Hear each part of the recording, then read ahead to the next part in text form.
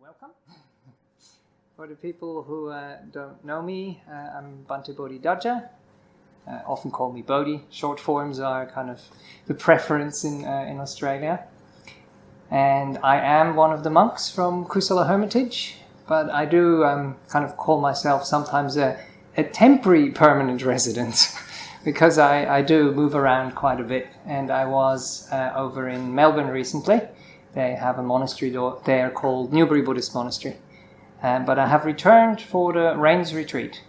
So, yes, it's appropriate for what's happening outside right at the moment, but what does it actually mean? So it's the rainy season. So in India and in a lot of other countries around that area, they have the monsoon coming through at that time. And so they kind of have 3 parts of the year. So they have the hot season, they have the cold season, and they have the rainy season. And the rainy season is a period of time which is 4 months long. And during 3 of those months, the community usually comes together in one place and doesn't travel. And that's also, one doesn't teach, that's the other one. That's also why this is the last class in this series, and we have a break for 3 months. And it's actually very important to have that break every now and then. Of course, one of the breaks that we take is the break in meditation. But to have a longer break and to just kind of focus on the things that are important, on the things that really have value in our lives. And how do we do that? By also, of course, by identifying what the valuable things are, but also by identifying what the distractions are. What the things are that keep us away from the things that we are actually hoping to develop and hoping to grow. So sometimes, or most of the time, I have a little bit of an idea what I would like to talk about and have a bit of a title. And the title for tonight that kind of came up is Keep on Learning in Life. And that has kind of 2 reasons. When I was over in Melbourne, I did an interview with a Year 12 student, and he was actually interviewing me about grief and loss and death. But one of those important things is that we realize that death is very much kind of related to the opposite of it, to life. We had a few people, someone on the Discord server that we have who recently was diagnosed with cancer. And of course she struggled with being confronted with her own, terminality and that an illness can, take away your life. And so she went to see Ajahn Brahmali when he was traveling, one of our monks, and that lives at Bodhinyana Monastery, and asked the question, how can you die well? Because that's something she's reflecting upon. And the one-liner that he gave her, which is very deep and very meaningful, is by living well. Because when you live well, when you do the right things, when you feel good about yourself, then death is less of a problem. Then death is less scary. Then you have something to kind of rely upon. And in the Buddhist teachings, in the Dhamma, we call that sila, we call that virtue. We call that a pure, happy, good heart. And that is what will help you throughout your life, and that is what will also help you throughout, when that life comes to an end. But he had one question for me, and I wanted to read that out. And it was, in one word, how would you describe life?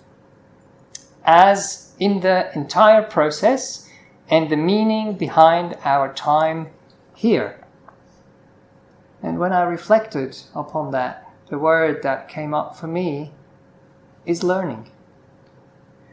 Life is here to learn. So it's a little bit like a school. So we have many different tests that we go through in life. Some of those ones we pass easily.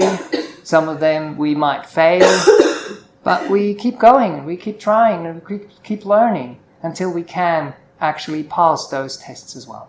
So that was the one kind of aspect of learning. And then the other thing, Bhante Chunda was teaching with me, and they have a young adults group, and they were going through their exams.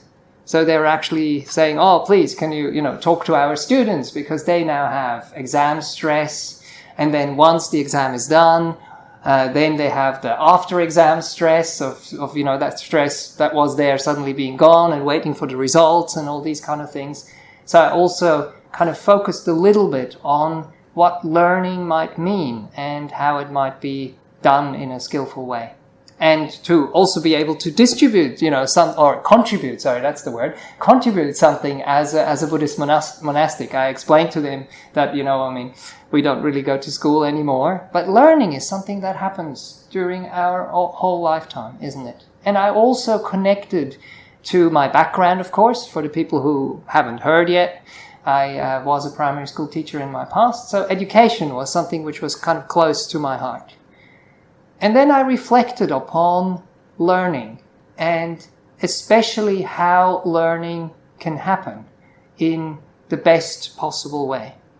And one thing that I always emphasize when people ask me about this is the most important part of the learning process of a teacher is to create the right space, to create the right environment, to make sure that the students feel safe, that they feel happy, that they feel supported, that they have, of course, the material they need to learn, but the material is almost not as important as knowing how the learning is happening and what it actually needs so that the learning is facilitated in a beautiful way. And then I also did a little bit of Googling and thought okay, can I maybe find something about learning? And there was a neuroscientist who had 6 ways of describing how we can learn well. And, often it's the quickest way and the best way and the efficient way to learn. But I found it was maybe good to just have those 6 topics and then look at them from a Buddhist perspective. Maybe there will be a bit of neuroscience there probably as well from her input, but also to look at it in terms of what we learn from life and also what we learn in meditation. So the first one, and they all have a lot to do with the meditation and the teaching. So the first one she mentioned is attention. So what is attention? Attention means that we are able to focus, that we are able to put our minds on one thing. And the important thing to understand here as well is that is actually the only thing we can do. The mind is only able to perceive one thing at a time, even though it is very quick and very nimble and can switch, but the awareness is always just on one thing at a time.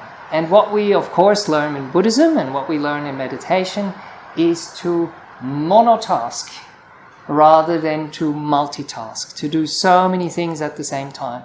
And even if we can do it, actually we are monotasking, but we are switching between those monotasks very, very quickly. So in meditation, we actually learn to gently, kindly focus the mind on one object and let it settle there and let it rest. So we also make sure that we approach it in a way that is helpful, because with learning, sometimes it's like you have a book and you are outside that book and you are trying to absorb or get the stuff in the book into your brain and kind of stuff it in and remember it, and then when a test comes to kind of spit it out. But it's not such a good way to think about it, isn't it? So is it possible to think about the topic or the task or the skill that you're trying to acquire, to see it as letting it fill your mind, opening your mind to whatever the material is? And that is a focus as well, isn't it? But it's a different way of thinking about it. It's not the focus of me focusing on a book and using effort to kind of see the words and grasp the words, but it's me opening up to what is actually coming in, what I'm trying to absorb, what I'm trying to learn. And then focus happens. But sometimes I try to kind of visualize it. For the people who are listening to this, might be a little bit difficult, but the focus is like a point which is right in front of you that you're trying to focus on and trying to, get rid of everything else and just go like, just this one thing here. But the other way around is if you open up to that one thing and let it come in and focus within you, focus within the kind of side of the the receiving end. Maybe that's one way of putting it. Okay, and the other one I've already mentioned. So the attention is also something which comes quite naturally when you feel safe, when you feel relaxed, and when you feel at ease. And when you have a certain kind of like playfulness as well with these kind of things. So that was a little bit on attention there. And then the other one is the alertness. Sometimes people might get a little bit confused. What is the difference here between attention and between alertness? So alertness would mean the interest you have that in the thing that you're learning. It would also mean the kind of wakefulness that comes with that interest that you have, with the playfulness and the kind of presence. But we also have to make sure that we can rest the mind. As I said before, that we don't kind of force it or put in too much effort. The alertness is also something, though, which has to do with our bodies, isn't it? So I don't know how many of you are very used to meditation, but probably most. Is that right? Or some of you new to meditation? No? Okay. So you might have also noticed that when you eat and you had a big meal, a heavy meal, then you get tired, isn't it? And it does affect your alertness at that time. So you want to make sure that the body is also in a state that brings that alertness to whatever you're trying to absorb, whatever you're trying to learn. So that is another important thing. And that is also when it is something which is physical, then we also want to do something physical about it. So walking meditation is, for example, one beautiful way of meditating as well, because you have a little bit of movement, you have a little bit of kind of the senses being present, and you have light which is there, which keeps you awake, which keeps you alert. But at the same time, it still allows the mind to calm down, to settle, and to become quiet, which is one of the goals, one of the aims of meditation there.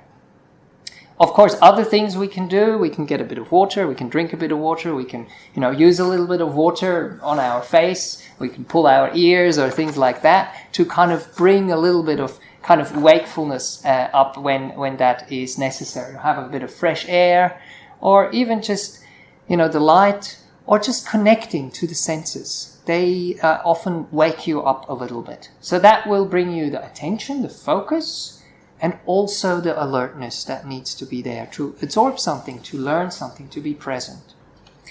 And then the next thing, which kind of plays into that, is sleep. Of course, when we are tired, then we can't be alert.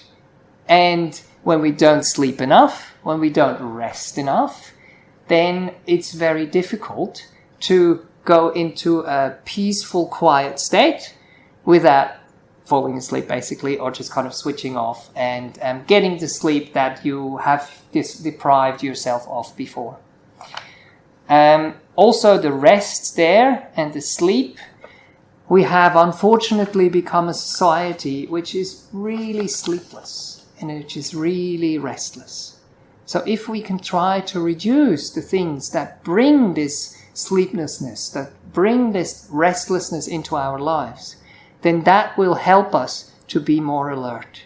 And one of those things that has to do with attention as well, we have TVs and we have phones and we have so many sense impacts, or so many things that kind of draw our attention out, that tire our attention, that tire our attention span and also tire our bodies. So if we can learn to step away from these things a little bit more, and that's what we will be doing during the Rains Retreat as well, because you want to make sure that you have rested well, that through the rest you get the alertness, and then the focus is something that comes much, much more naturally than us trying to kind of, force it and make it happen, and then tire ourselves out again, become restless if it doesn't work.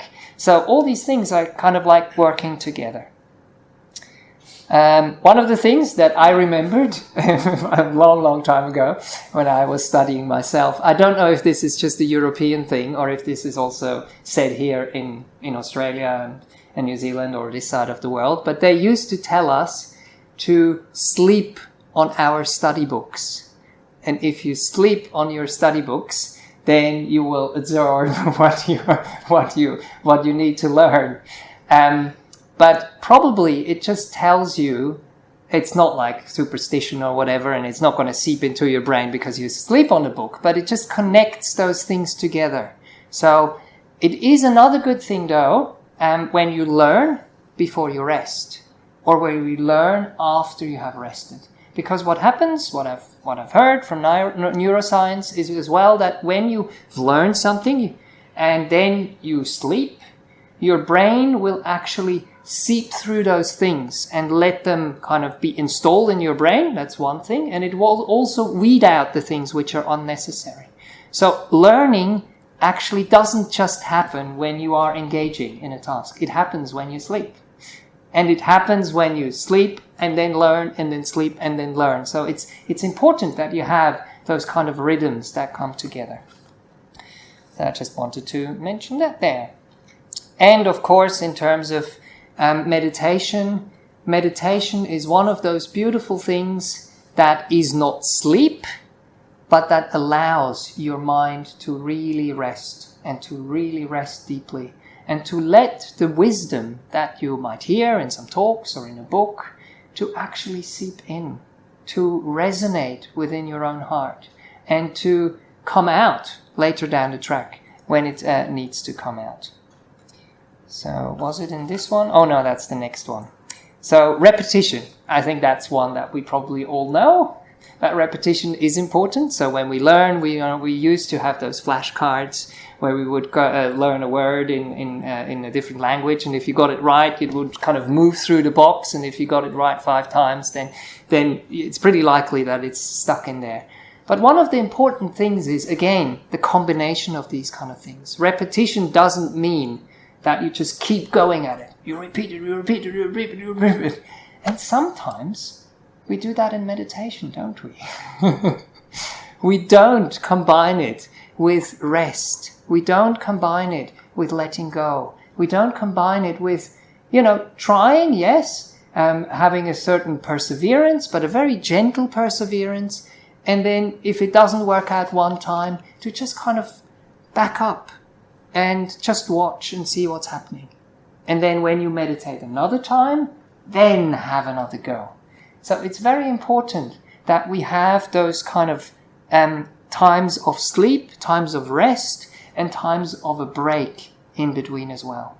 So you will probably also know that your attention span, that your alertness, if your meditation, for example, is not going well, then it decreases. So we know that roughly 20 minutes, I don't know if it's going down in kind of our active world these days, that the number is becoming smaller, but 20 minutes for like my first grade students was really the focus I could maybe expect if everything went well. But after 20 minutes, you just know you have to shift.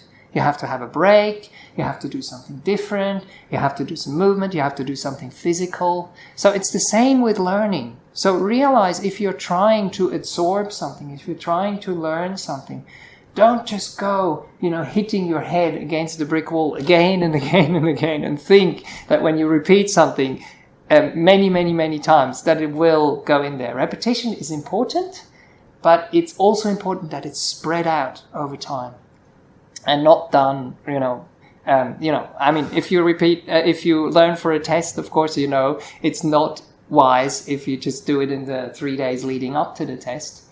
Rather spread it out over a longer period of time. So that is the repetition there. And of course in Buddhism we talk about conditioning. We talk about developing a habit.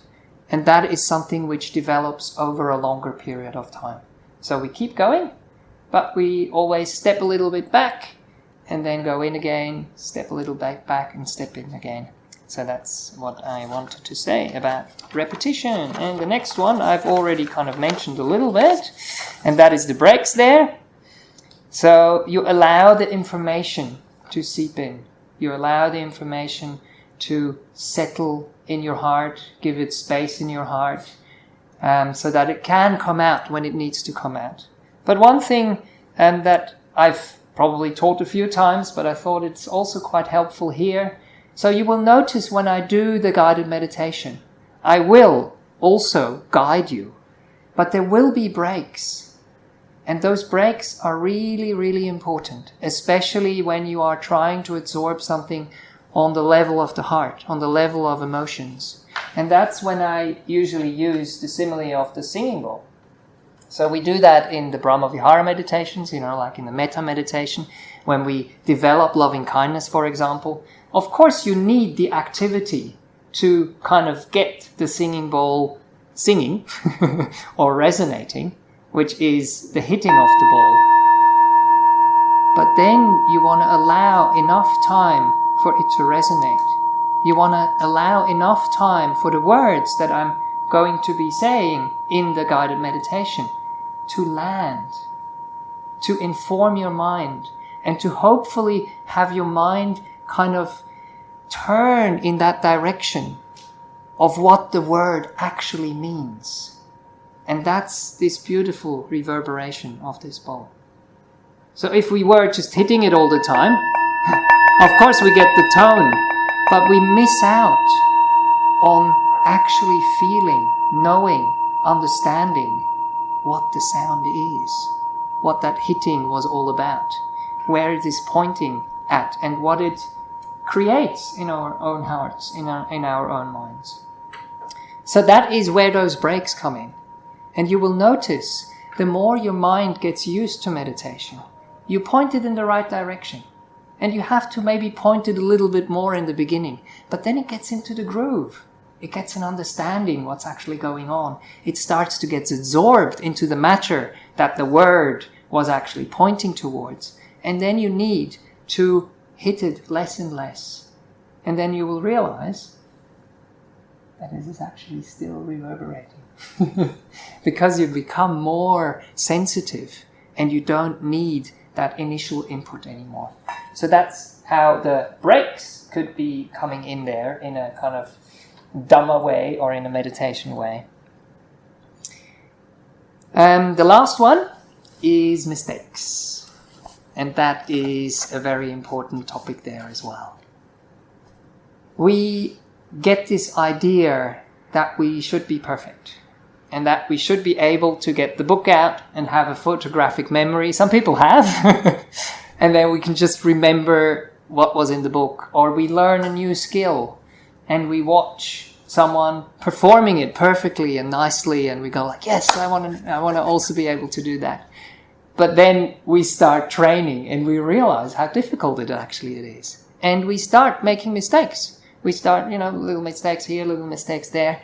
But it's very important to understand that that is part of the learning process. Sometimes it takes many attempts to come a little bit closer to perfection. I don't think perfection really exists. You can be perfectly fine with imperfection, and that is what I call perfection.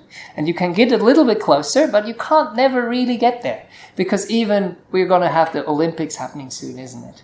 And it's the people who really perfect something, and they really train their bodies hard, and they push themselves, and they become brilliant. And then they are the world champion. But how long? You can't really remain there, can't you? You always have to keep training. You always have to be better. You always have to make sure no one is coming who's younger, who has more skills, who has more whatever. So that kind of perfection can never really be reached, can't it?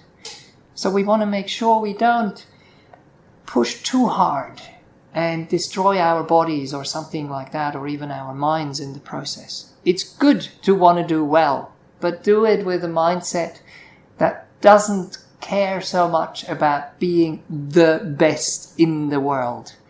But it's the best to do the best that you can do. That is beautiful. And that means something else for everyone else. So you can be your own world champion without competing with everyone else. So the mistakes are very important. And in meditation, of course, we learn that patience, acceptance, and perseverance are very, very important. Because they will take us through those moments where it is difficult. They will allow us to see what has gone wrong, but to see it with kindly eyes and to realize, okay, when I do this, then this happens in my body. When I do this, this happens in my mind. Is it going in the right direction? Is it going towards peace? Or is it going to more torment or more kind of unease or more tension? And that is valuable information. So we know next time, okay, if I do this, it works. If I don't do that, it doesn't work, or it works, or the other way around, it doesn't work. So no meditation in that sense is a bad meditation. No learning process is a bad learning process. Because if you accept, embrace, and understand the mistakes, what have you done? You have learned. And that's what the whole outcome of this situation actually was. So making mistakes, trying, failing, and then eventually succeeding, that's what it is all about. One of the things, I think it's Ajahn Brahm kind of coined this phrase, or maybe he heard it somewhere else, but it really makes sense. We want to make sure that we understand failing is part of the process. But can we fail forward? Can we allow ourselves to be part of that process and not fall down and feel bad about ourselves and go like, I can't do this, and why did I choose this profession, or why did I, say I'm going to take this course, I'm hopeless. We fail, we accept it, we embrace it, and we try again. But make sure you don't try. You have breaks in between, you get enough sleep, you make sure you're alert, you're present, you're kind, and then you will keep learning in your life. Okay, so these are a few words of encouragement for you. I understand you're probably not students like the audience was back then, but we are all students, as I tried to describe. We are students of this beautiful thing called life, of this beautiful thing called death as well, because those two things are intricate, I can't say the word, they're just so closely related with each other. You can't really separate them. And if we don't accept both, then we haven't really, we can't just, let's put it that way, we can't just accept one without accepting the other, because then the equation is not whole. Anyway, okay, that's a few words of encouragement, and also to maybe, disconnect you a little bit already from the world out there, because now we will be going into a guided meditation, into stillness, into peace, and it's always good to kind of get the mind prepared a little bit.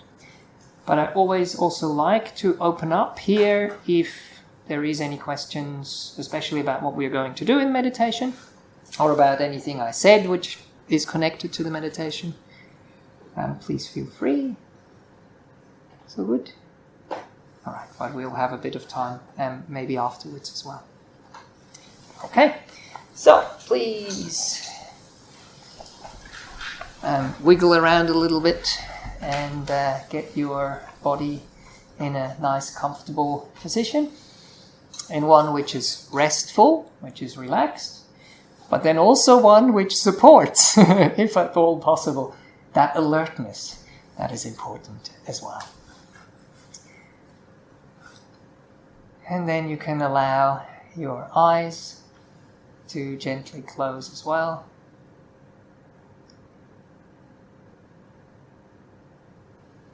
If you need to open them at any time, please feel free to do so. If you're getting a bit tired and you want to have a bit of light, or if you just, for some reason, feel a bit uneasy and you just want to orient in the room, feel a bit of safety. All the things I'm going to be saying are just suggestions,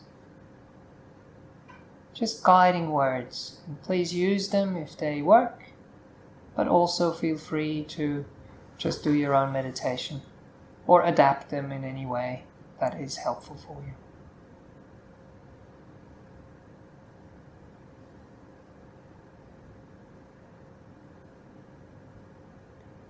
And let's see if we can perceive meditation almost a little bit like a game, like an experiment, like something which is interesting, which is fun. We learn, but it doesn't feel like we're pressured to learn or we have to learn. It's just naturally what the mind wants to do. It wants to know, it wants to understand, it wants to try out things. Like the children, they want to push the different buttons and levers and see what happens. And that's what we do as well in meditation. We think in a certain way, and then we feel the response in our bodies and in our minds. And then we can understand if we're heading in the direction of peace or not. And we can adjust.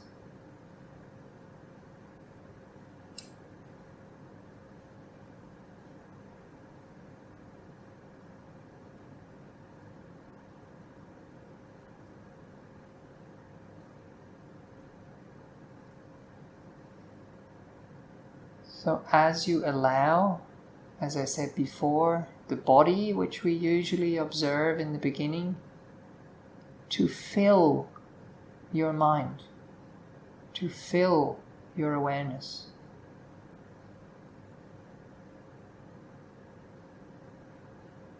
And then listen. Be kind, be receptive.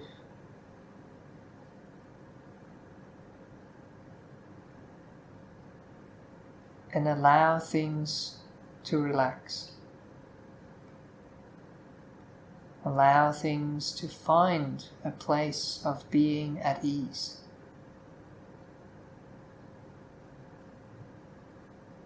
Of being able to rest. Of being able to find peace.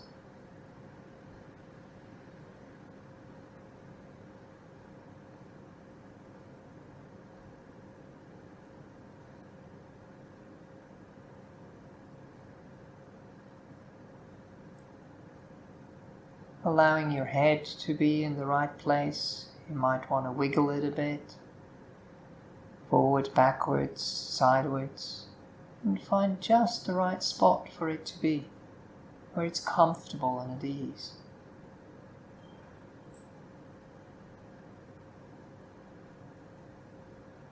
Relaxing the face, relaxing the sides, the top and the back of your head.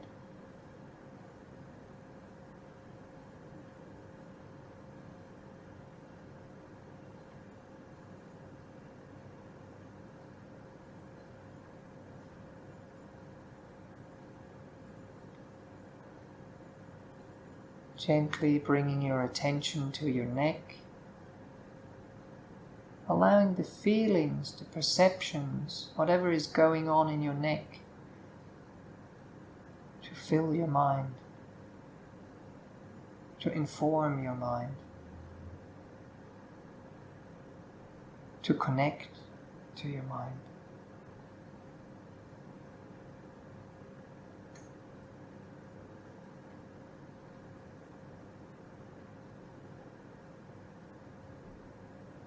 And then allow it to be.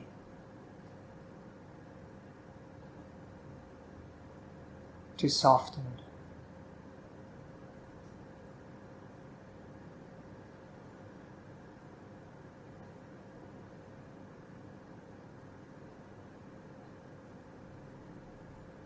And then gently moving to our shoulders.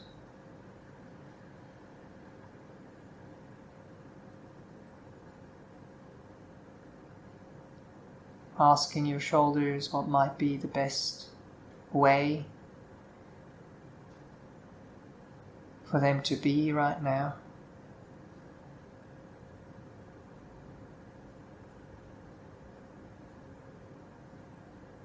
And feeling how they loosen, how they relax, how they open up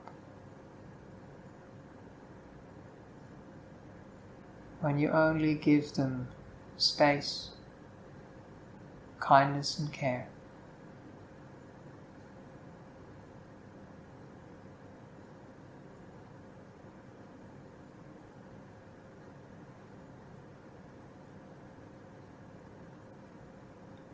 Feeling into and connecting with your arms from the shoulder blades or from the arm sockets, left and right, all the way down into your hands, into your fingers.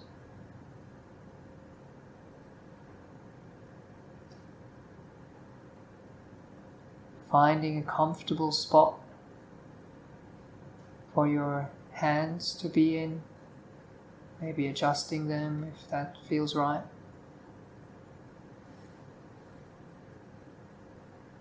Letting the arms hang loose, rest.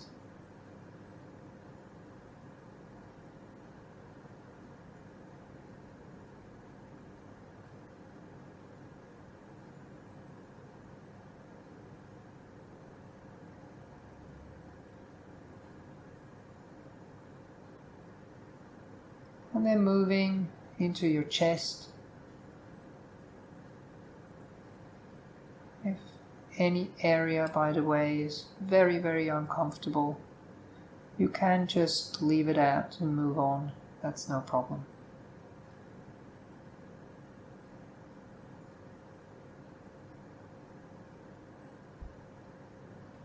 Connecting with your chest.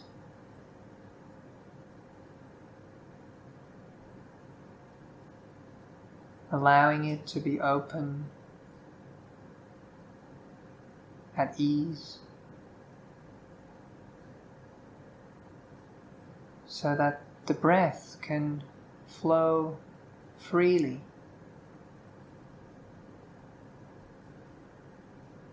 unhindered, just as it needs right now.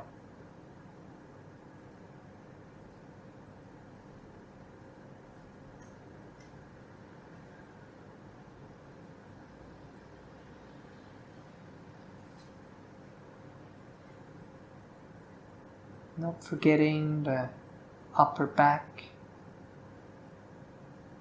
relaxing it.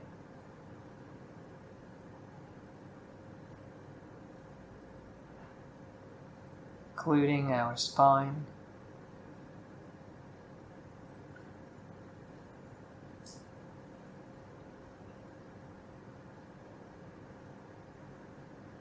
And then moving downwards to our bellies,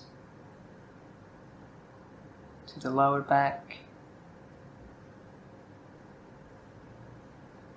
Not forgetting the sides of the torso.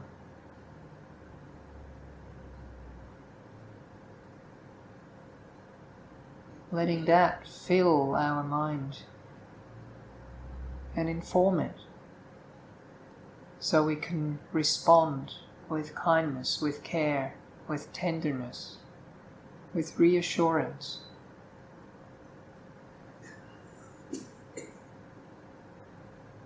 Creating a feeling of settledness, of safety, of ease.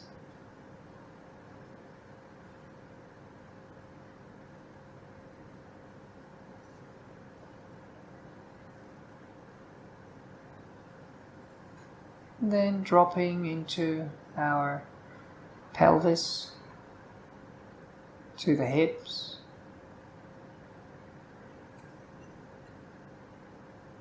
feeling the buttocks resting on the chair or the ground, the cushion.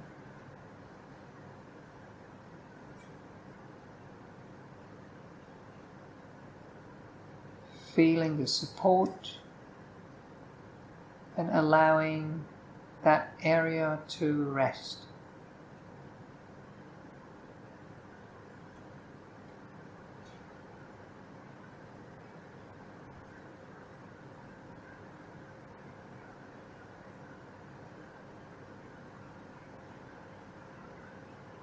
And then moving into the hip joints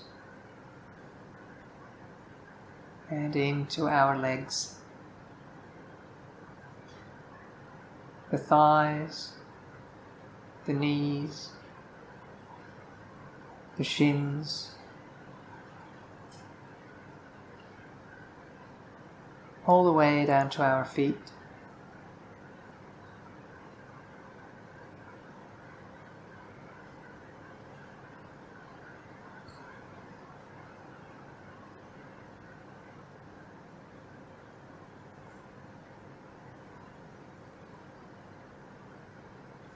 Taking interest in our legs.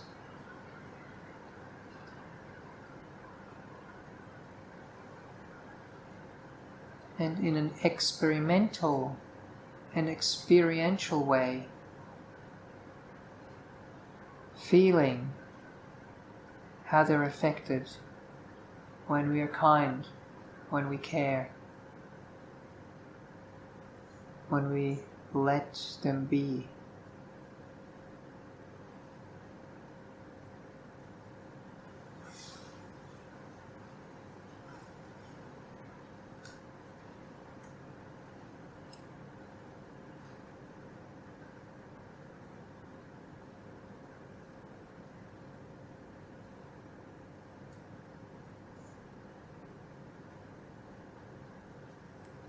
And then let's see if we can allow the whole body of ours to fill our awareness, to fill our mind.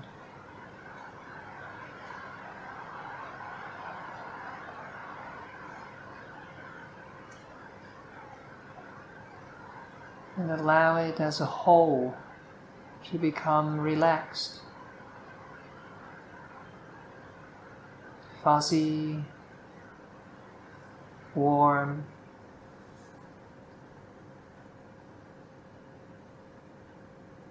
at ease.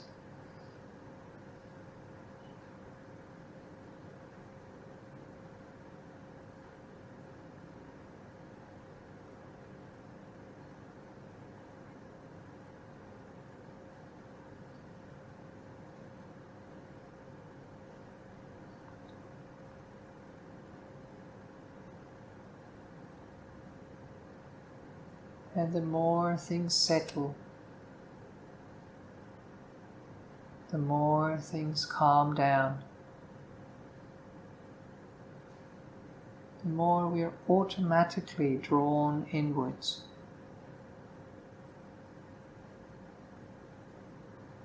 Into the mental world.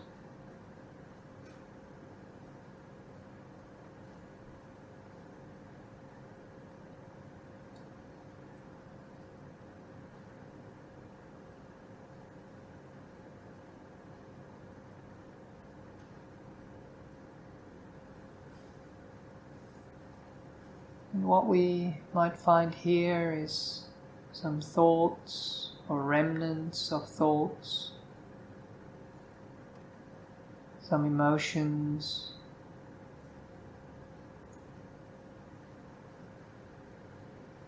kind of movements of the mind.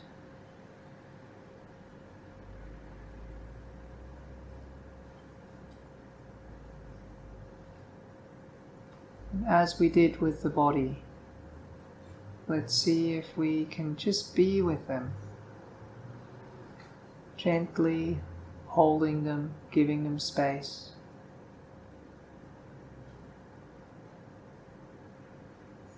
allowing them to settle.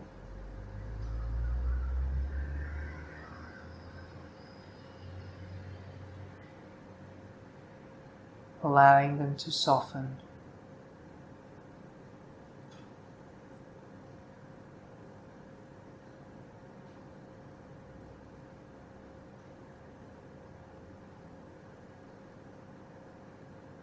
Allowing them to find peace.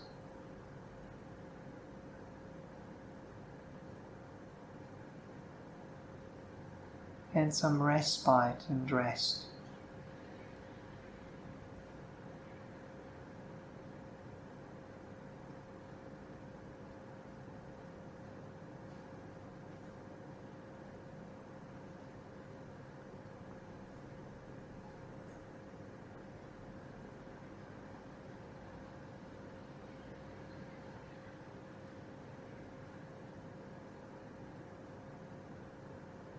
And then we can allow ourselves to be filled by the breath.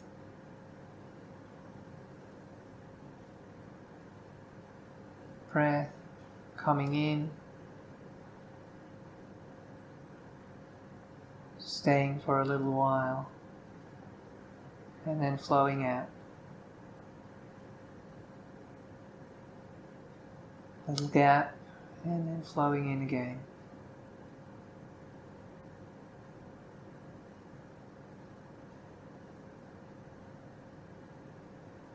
Connecting with the breath, the natural breath.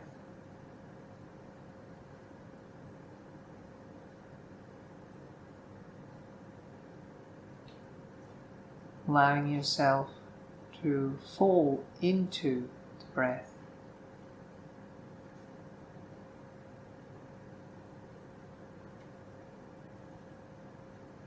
And be carried by the breath.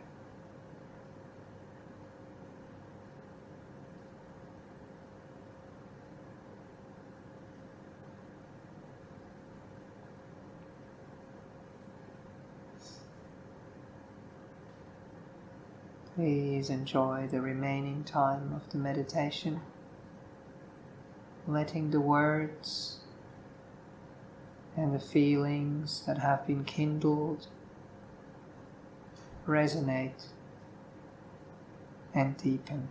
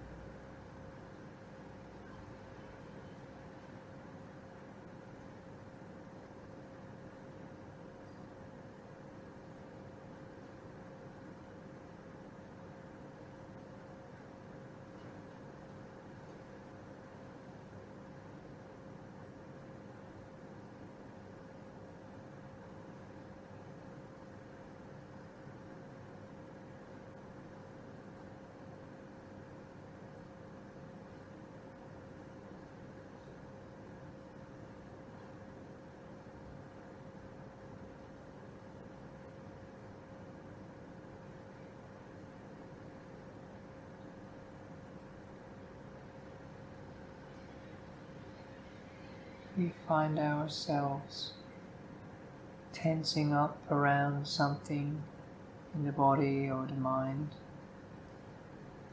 Gently step back, relax.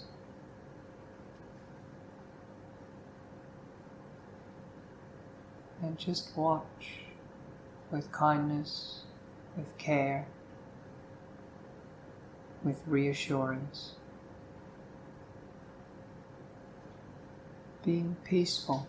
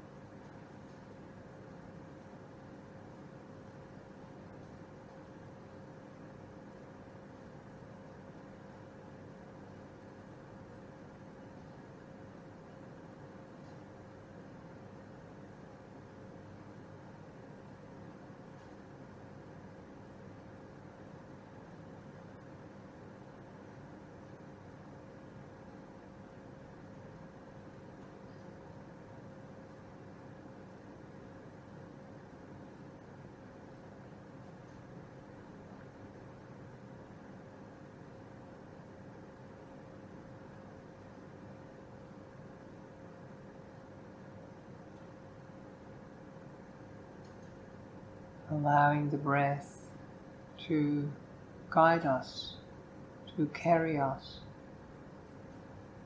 into peace, into letting go deeper and deeper.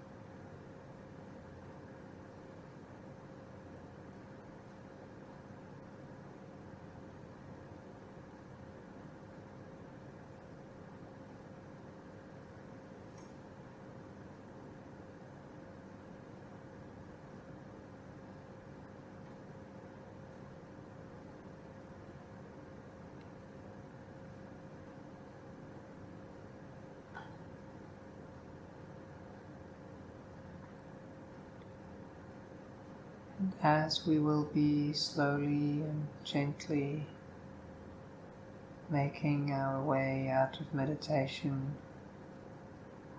please reflect. Please feel what has changed. Has your attention, your alertness increased or decreased? Do you feel more relaxed, more at ease, more peaceful? Or the opposite?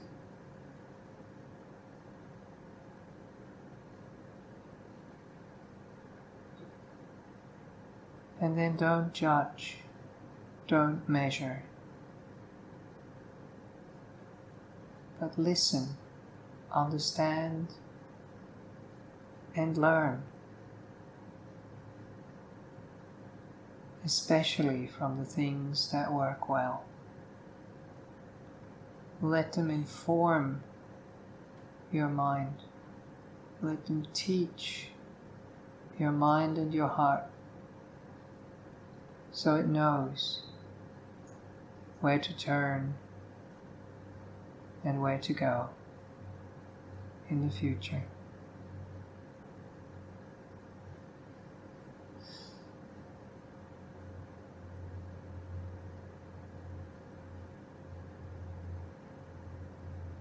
So allow your awareness to connect with the senses again, with your body, and then listen to the bell and let it take you slowly out of meditation.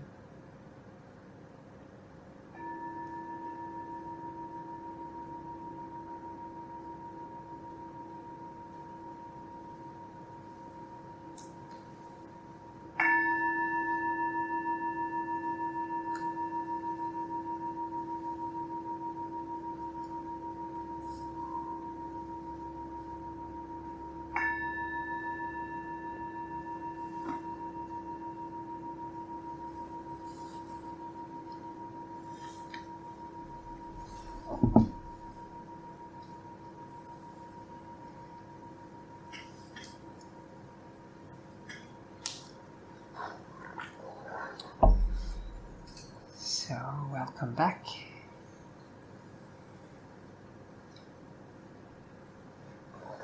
So please remember, now when you will be going out into the world again, no matter what happens, if it is very pleasant and very joyful and very great, and you are really elated, or it's really difficult, it's bringing a lot of suffering, what is the question for you to ask? What is there for me to learn from whatever I'll encounter out there in my life? And then you will learn and grow. And that's what life is all about.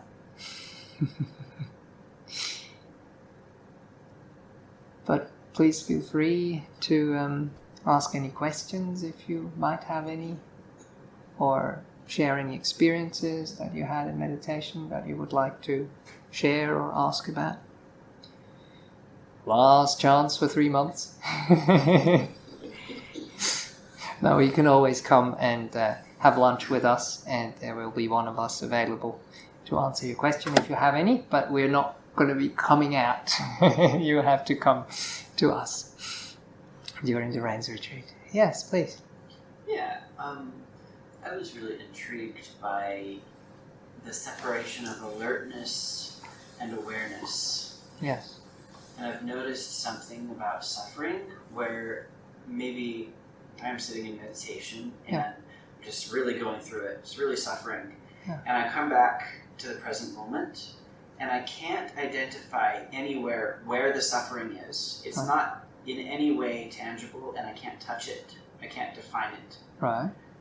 It seems to me that the suffering is never present when there is actual awareness in that whatever experience is arising. Right. And it's only when awareness is jumping from thing to thing to thing very quickly, there's a sort of like cloudy sense or perception of suffering.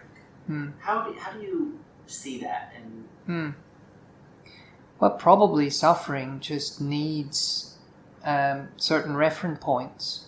It needs a certain solidness. It needs a certain continuity to exist. And if you're just staying with whatever is happening in the present moment, it's just an energy, isn't it? And it's just there right now.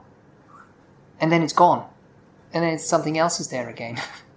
And it's different. And you are staying with playfulness, with alertness and awareness with that experience. You kind of almost maybe are that experience at that moment. And to suffer, probably you need separation, don't you? You need me and this thing which is making me suffering, and yeah, I think that if we really are in the present moment, then there is no way of even naming things or even grasping them, or it's just, they're just there at that moment.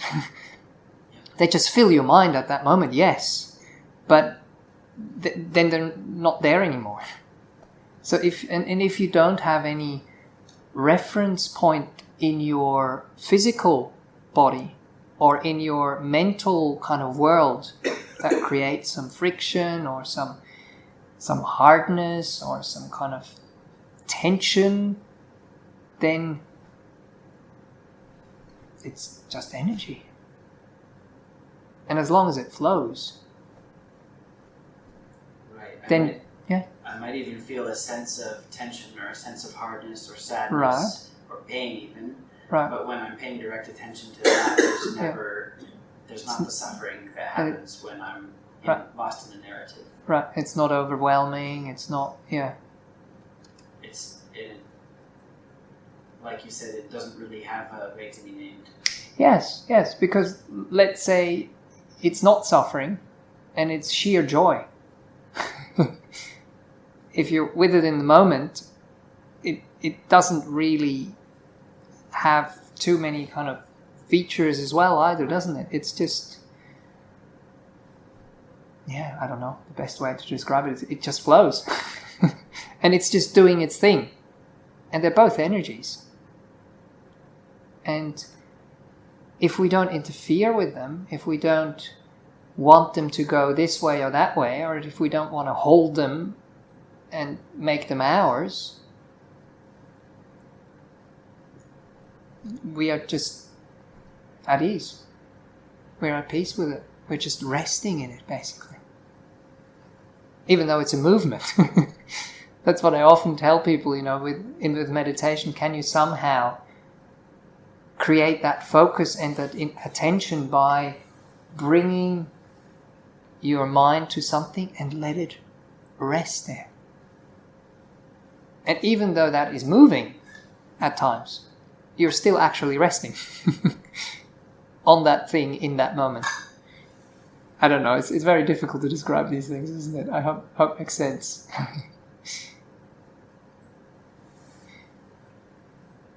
Okay, I've realized I've actually said a few things in the beginning, a bit longer than I thought, so I don't want to keep you for too long. But I think it stopped raining, which is nice. So get out there before it starts again. But yes, as Ariel said in the beginning, if people do have any questions they would like to ask before they go out, we'll stick around for a little while. But please have what is it now? What are we doing Thursday? Well, it's almost weekend, have a good weekend. And have a good week, and have a good 3 months, because you won't see us for that period of time. But we will be back on the 24th of October, which is a Thursday. So the Thursday nights we will maintain as they are. Okay, wonderful. Thanks a lot. Take care. Bye-bye.